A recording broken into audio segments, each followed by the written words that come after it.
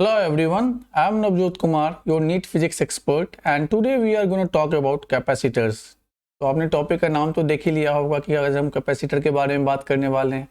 अब क्वेश्चन ये है कि कैपेसिटर ही क्यों। ठीक है, लास्ट जो हमारा लेक्चर था उसमें हमने ग्रेविटेशन के लिए बात किया था, उसके बारे में हमने कुछ चीज़ें देखी थी। तो जो जो इम्पोर्टेंट चीज़ें हैं जहाँ से क्वेश्चंस आने की प्रोबेबिलिटी होती है और वो आसान भी होता है, ठीक है, हम उन सब चीज़ों के बारे में ही बात करेंगे। तो कैपेसिटर देखिए, जो भी हमारा सर्किट फॉर्मेशन होता है ना, वो बेसिक तीन एलिमेंट्स हैं, आप सब जानते ही हैं। एक अपना रेजिस्टर हो गया, दूसरा कैपेसिटर है और तीसरा इंडक्टर होता है।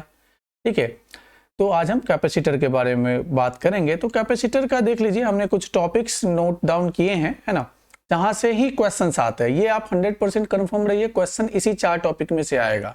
100% गारंटी है इस बात की। ठीक है, तो पहला तो है कि पैरेलल प्लेट कैपेसिटर है, उसके वेरिएशंस वगैरह के बारे में।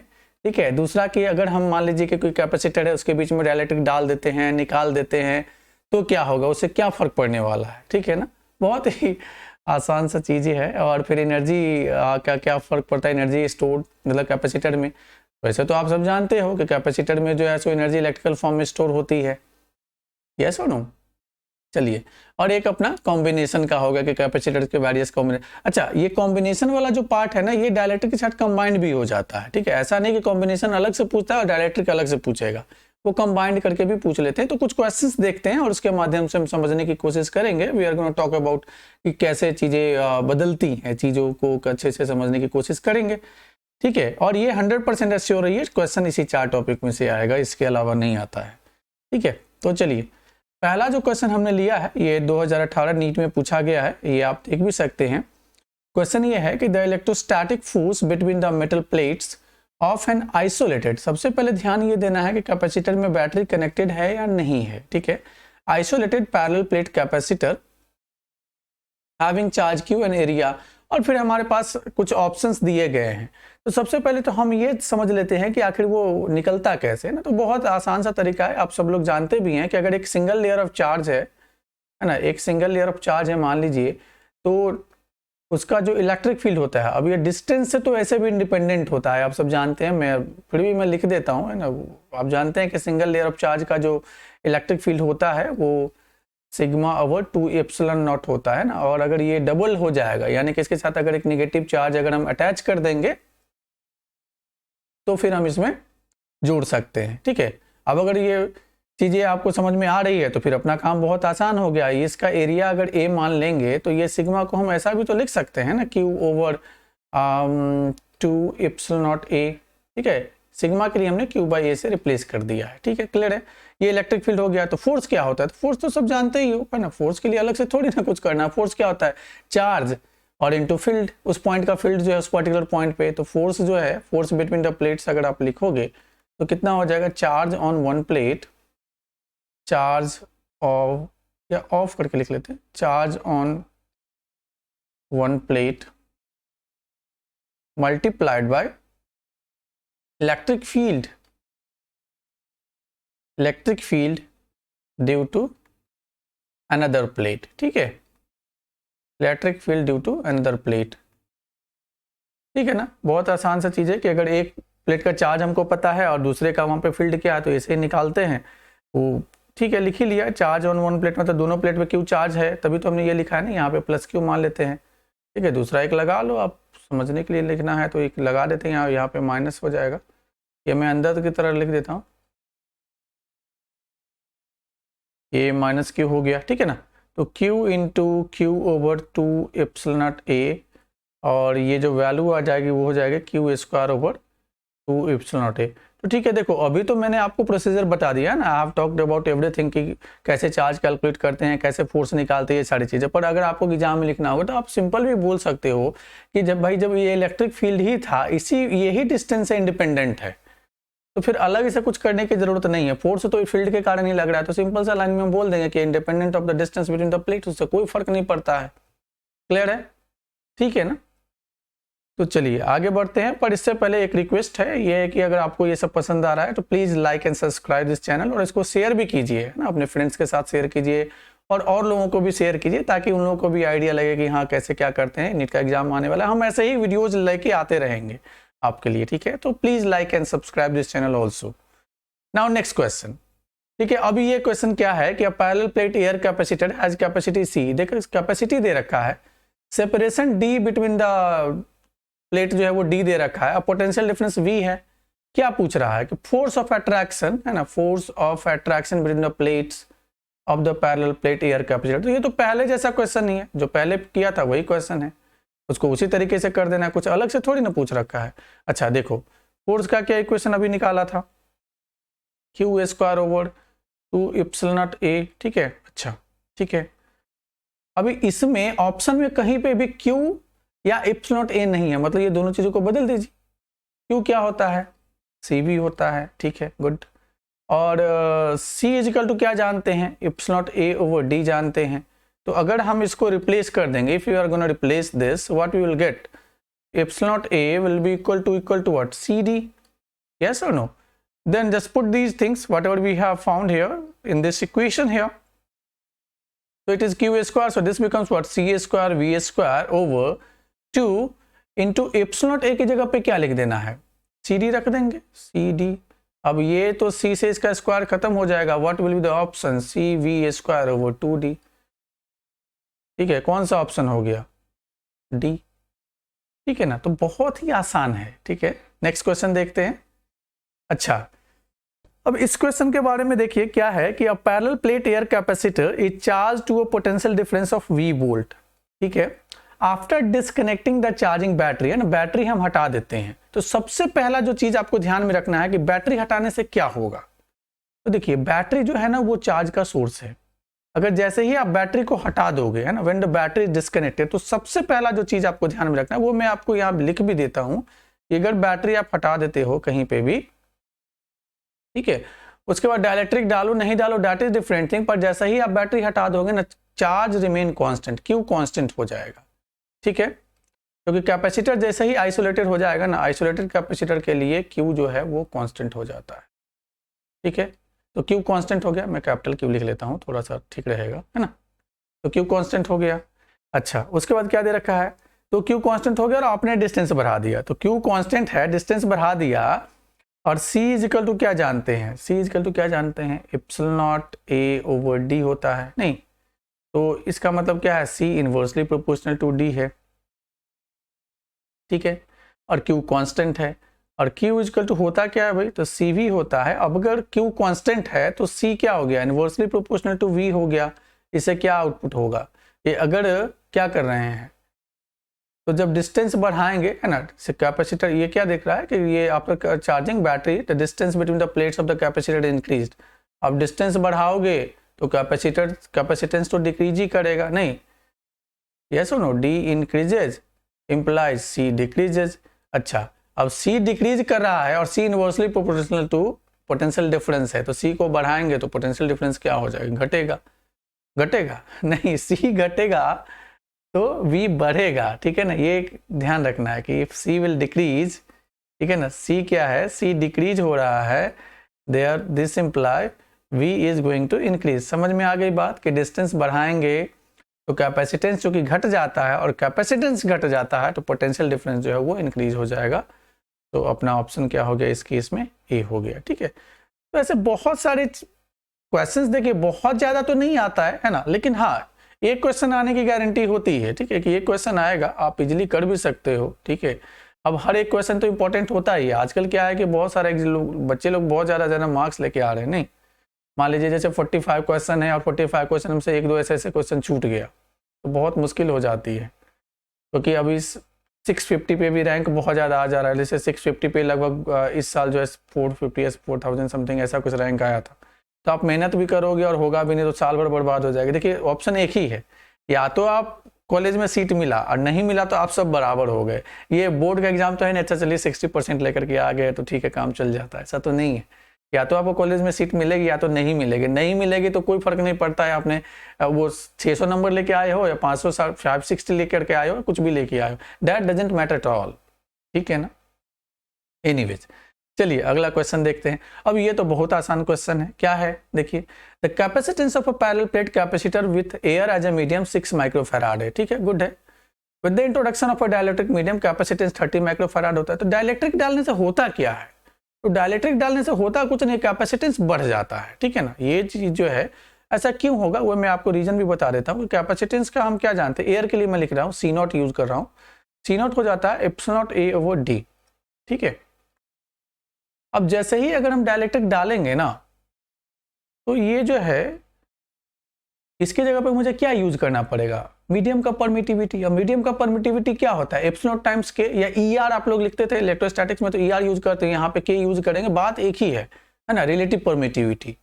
तो वही डाइलेक्ट्रिक कांस्टेंट होता है, तो इसको लिख दीजिए एप्सिलॉन के ए इंटू डी। तो ये तो देखने से भी पता चल रहा है, this implies C will be equal to what, K times C naught, ठीक है। पूछा क्या है कि ये परमिटिविटी दे रखा है और आपसे ये पूछ लिखा है कि परमिटिविटी ऑफ द मीडियम का क्या है वो बताना है, ठीक है। मीडियम की परमिटिविटी पूछ रखा है, ठीक है। तो निकालने में कोई बुराई नहीं है, आसान सा क्वेश्चन है, इसको कर लीजिए, है ना। क्या करेंगे यहाँ से के की वैल्यू निकालने के लिए,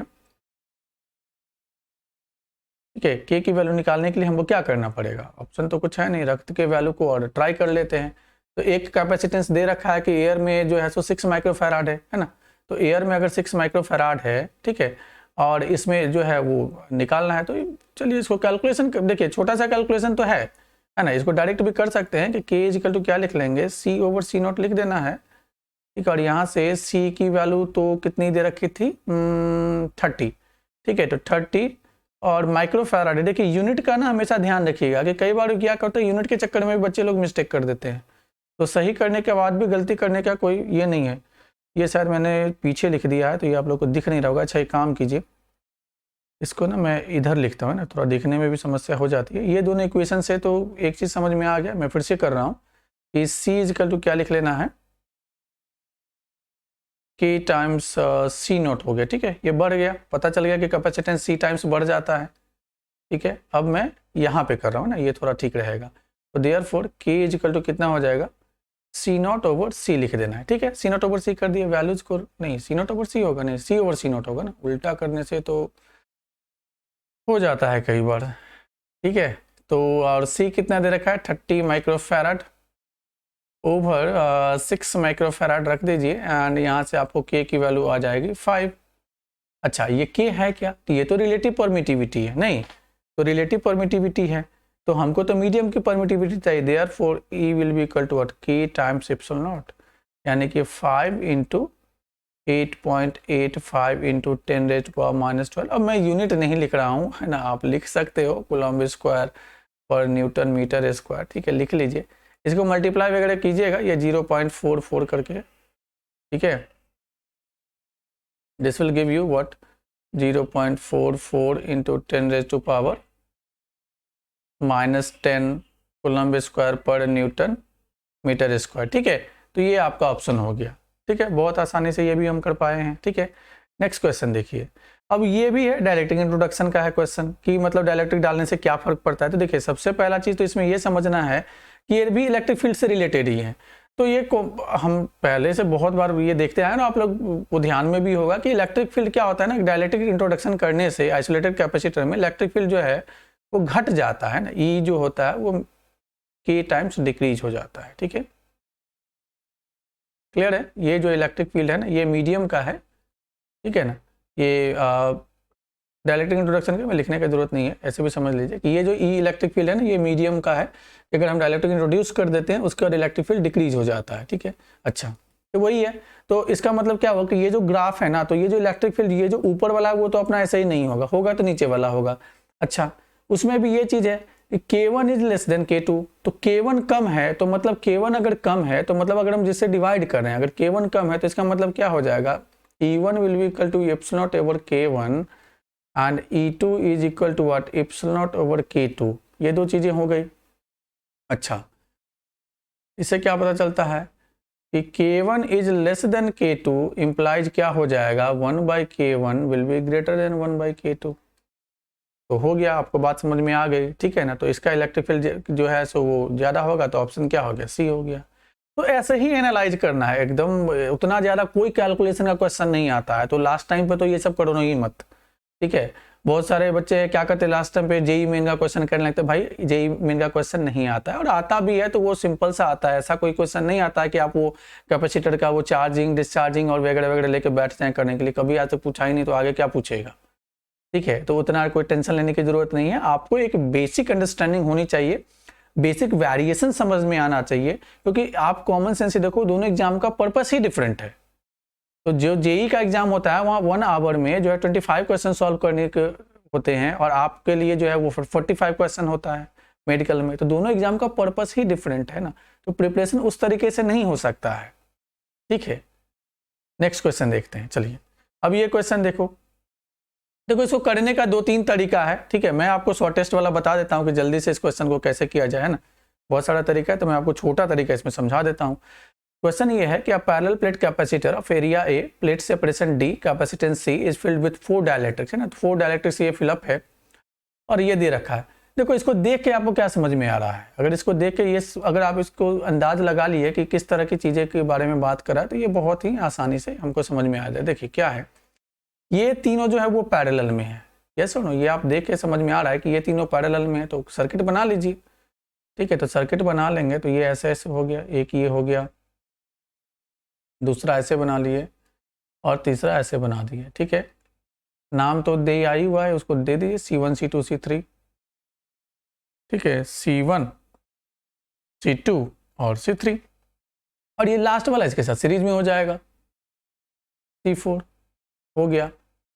तो यहाँ से 50% काम हो जाता है। अब दूसरा काम क्या करना है, दूसरा काम यही करना है कि C1 C2 की वैल्यू निकाल देनी है।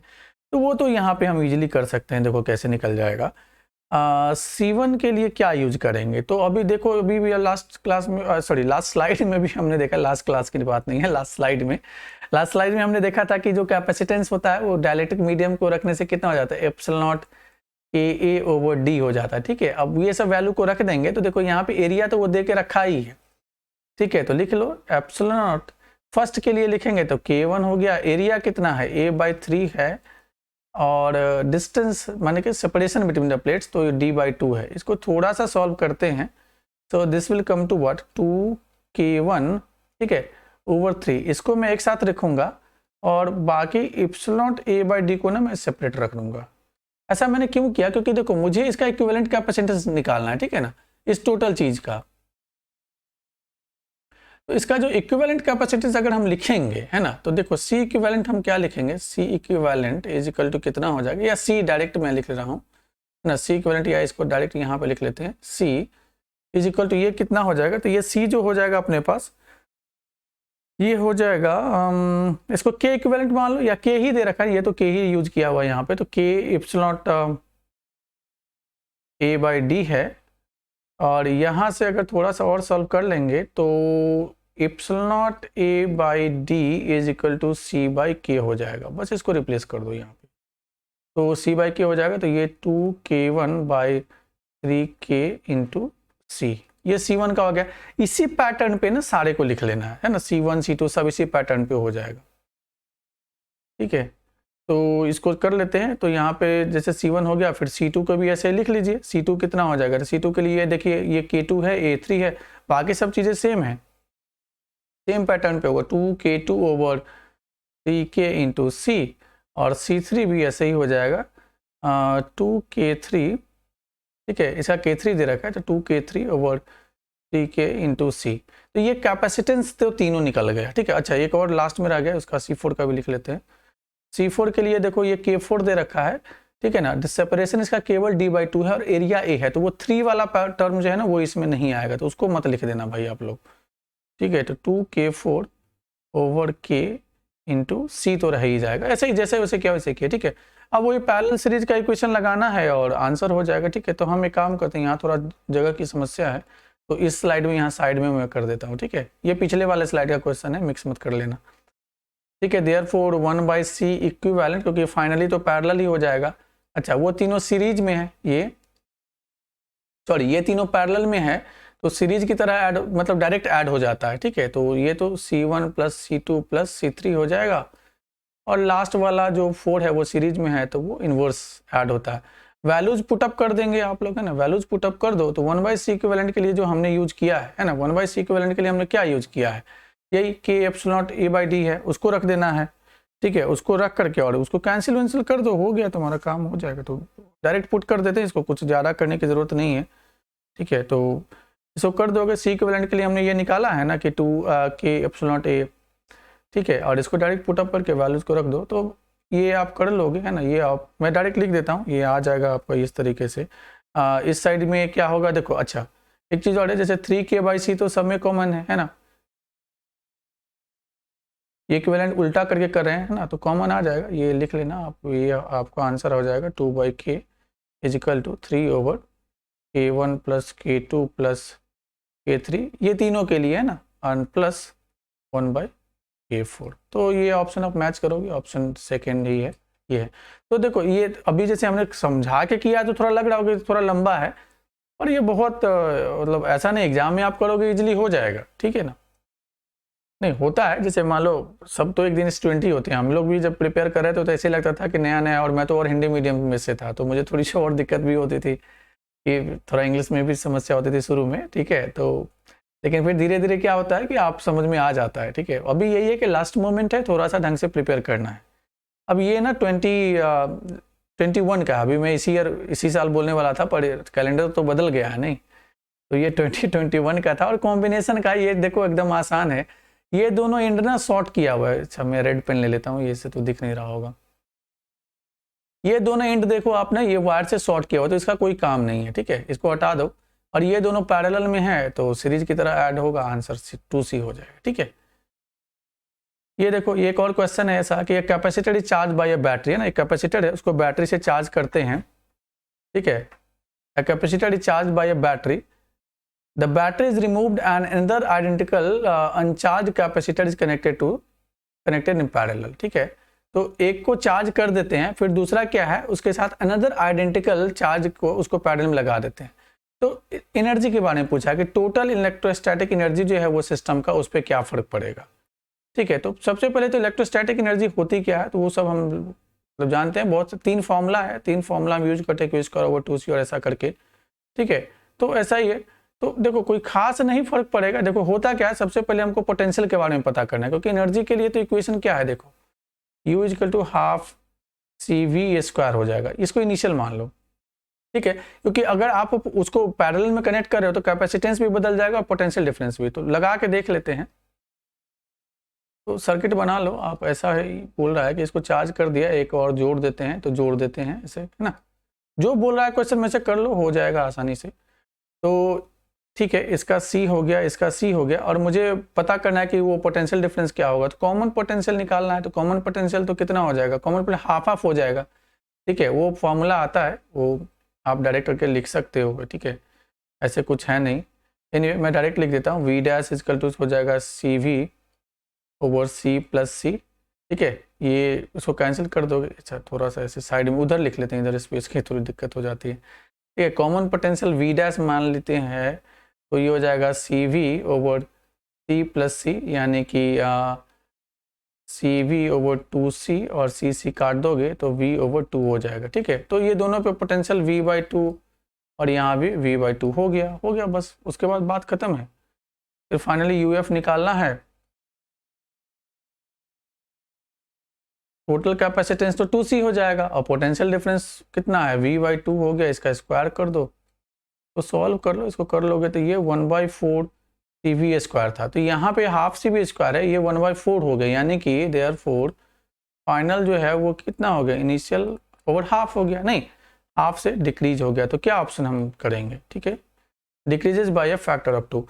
तो देखो यही क्वेश्चन सब है जो आते हैं ना, इससे ज़्यादा क्वेश्चन आने की संभावना नहीं है। एक और क्वेश्चन हमने ले लिया है, ठीक है, एक और है, ये लास्ट क्वेश्चन है अपना, तो एक और फटाफट कर लेते हैं। तो अभी इस क्वेश्चन में आप देखो कि क्या दिया है कि पैरेलल प्लेट कैपेसिटर, ठीक है, एयर कैपेसिटर है, ठीक है ना, सब जगह देखो हर जगह पैरेलल प्लेट कैपेसिटर, इसलिए मैंने वो टॉपिक में तुमको आपको शुरू में ही बता दिया था, है ना, कि पैरेलल प्लेट कैपेसिटर ही केवल लेना। The parallel plate capacitor, air capacitor of capacitance C is connected to a cell of EMF V, और उसको बस डिस्कनेक्ट कर देते हैं, ठीक है। डायलेक्ट्रिक स्लैब और डायलेक्ट्रिक कांस्टेंट K है, उसको which can just fill the air gap of the capacitor now inserted. तो इसमें से पूछ रखा है कि क्या क्या चीजें होती है, ठीक है। तो अभी भी थोड़ा देर पहले भी हमने बात किया था, है ना, और अभी भी फिर से ठीक है बात कर लेते हैं, इसमें कोई बुराई तो है नहीं, कि जब भी आइसोलेटेड कैपेसिटर होता है तो 2-3 चीजें ध्यान में रखनी है कि अगर आइसोलेटेड कैपेसिटर हो गया तो चार्ज का तो कोई ऑप्शन है नहीं, ठीक है। तो आइसोलेटेड कैपेसिटर में है ना, अगर एक बार चार्ज करके छोड़ देंगे, ये आइसोलेटेड कैपेसिटर है, आइसोलेटेड कैपेसिटर, ठीक है। तो आइसोलेटेड कैपेसिटर के लिए क्या क्या चीज़ें यूज करनी है भाई, तो क्या लिखना है, चार्ज रिमेन कांस्टेंट, ठीक है ना, क्योंकि उसको सप्लाई करने का कोई जरूरी नहीं है भाई, घर से आपको निकाल देगा तो फिर आपका दाना पानी तो कहीं से आने वाला है नहीं, तो अपने आप से जो है वही उसी से काम चलाना पड़ेगा, अपने सेविंग से, और कोई ऑप्शन नहीं है ना। तो चार्ज रिमेन कांस्टेंट, तो क्यू तो कांस्टेंट हो गया, ठीक है। अच्छा, क्यू कांस्टेंट हो जाता है, कैपेसिटेंस इंक्रीज हो जाता है, के टाइम्स सी इंक्रीजेज, तो क्यू कांस्टेंट हो गया, सी इंक्रीजेज हो गया, और इक्वेशन तो हम क्या जानते हैं, Q is equal to C V, यही इक्वेशन जानते हो ना, तो Q is equal to C V जानते हो, तो पोटेंशियल डिफरेंस क्या हो जाएगा, V is equal to C over Q, नहीं तो ये तो कांस्टेंट है, तो अगर मतलब V directly proportional to C हो गया, नहीं तो अगर ये पोटेंशियल डिफरेंस पे क्या फर्क पड़ेगा, तो अगर चार्ज बढ़ जाता है तो पोटेंशियल डिफरेंस जो है वी इज इक्वल टू, उल्टा लिख दिया ना, बोला क्यू ओवर सी और लिख दिया सी ओवर क्यू, ठीक है, क्यू ओवर सी, ठीक है ना, तो ये इनवर्स है, तो अगर सी बढ़ेगा तो पोटेंशियल डिफरेंस डिक्रीज हो जाएगा, पोटेंशियल डिफरेंस डिक्रीजेस, ठीक है। और उसके बाद इलेक्ट्रिक फील्ड, तो इलेक्ट्रिक फील्ड अभी थोड़ा देर पहले भी बात की, पोटेंशियल डिफरेंस वैसे भी इलेक्ट्रिक फील्ड से रिलेटेड होता है, अगर इलेक्ट्रिक फील्ड भी डिक्रीज हो जाएगा। और लास्ट पॉइंट अपने पास होता है पोटेंशियल एनर्जी का, है ना, पोटेंशियल एनर्जी के बारे में थोड़ा सा देखना है कि पोटेंशियल एनर्जी पे क्या फर्क पड़ेगा, तो पोटेंशियल एनर्जी भी घट ही जाएगी, है ना, फील्ड घटेगा तो देखो पोटेंशियल एनर्जी भी फील्ड पे ही डिपेंड करता है, तो वो भी घट जाएगा, तो बस एक एक करके चीज़ें हैं और उसकी को देख लेना है, अब आप मैच करा लो। तो ऑप्शन क्या क्या दे रखा है, पहला ऑप्शन है कि charge change in energy stored is half C B square 1/, हाँ निकाल सकते हो, क्योंकि देखो इनिशियल जो एनर्जी जैसे यू बाई घटेगा तो कितना हो जाएगा, ये यू नॉट ओवर के हो जाता है, ठीक है, तो आप इसको कैंसिल करोगे, है ना, उसको तो आपको इनकरेक्ट स्टेटमेंट बताना है, करेक्ट नहीं बताना है ना, तो केवल इनकरेक्ट वाला बताना है, तो पहला तो करेक्ट है, क्योंकि ये यूनिट बाई के होता है, आप घटाओगे तो यही आ जाएगा, तो ये तो सही है, तो उसको नहीं टिक करते हैं, तो टिक कर देंगे तो कई लोग समझ जाते अच्छा यही अपना ऑप्शन है, नहीं, ठीक है, तो मैं इसलिए एक काम करता हूँ ना, इसको काट देता हूँ, ठीक है, ये स्टेटमेंट करेक्ट है, आंसर करेक्ट नहीं है, ठीक है, तो इसको काट देते हैं, ठीक है, अपना आंसर सही नहीं है, ठीक है ना, पर स्टेटमेंट करेक्ट है, हमसे इनकरेक्ट पूछा है, इसलिए ये इसको ध्यान रखना है, तो रेड वाला पिन यूज कर लेते हैं, ठीक है। Capacity charge on the capacitor is not conserved, अब यही पकड़ा गया, अभी क्या पढ़ा है सर, चार्ज इज कंजर्व्ड, तो ये नॉट कंजर्व्ड झूठ बोल रहा है ना, तो यही वाला ऑप्शन करेक्ट हो जाए, मतलब आंसर ये सही है, स्टेटमेंट रॉन्ग है, ठीक है, बाकी सब तो ठीक है, तो अब इसके बारे में आगे क्या ही बात करना है, ठीक है भाई। तो हमने लगभग देखो आप 7-8 क्वेश्चन किए हैं ना, तो इतने ही तरह के क्वेश्चन आते हैं, इससे ज़्यादा आने की ज़रूरत नहीं है, ठीक है। तो आई होप कि ये वीडियो आप लोगों को पसंद आया होगा, और अगर आपको और भी किसी टॉपिक पे जो भी आपका इंटरेस्ट हो कि ठीक है इस टॉपिक पे भी मुझे वीडियो बनाना चाहिए या हम लोग को काम करना चाहिए, तो आप उसको कमेंट में नीचे जो है आप ये कर सकते हो, और भी क्वेरीज है या कोई और भी आपका सजेशन है तो प्लीज़ आप नीचे कमेंट में कमेंट कर सकते हैं, और उसके बाद जो है इसको चैनल को सब्सक्राइब भी कीजिए, इसको अपने फ्रेंड्स के साथ शेयर भी कीजिए, ठीक है ना, ताकि हम लोग को थोड़ा सा मोटिवेशन भी मिले। Okay, so that's all for today. Thank you. Bye.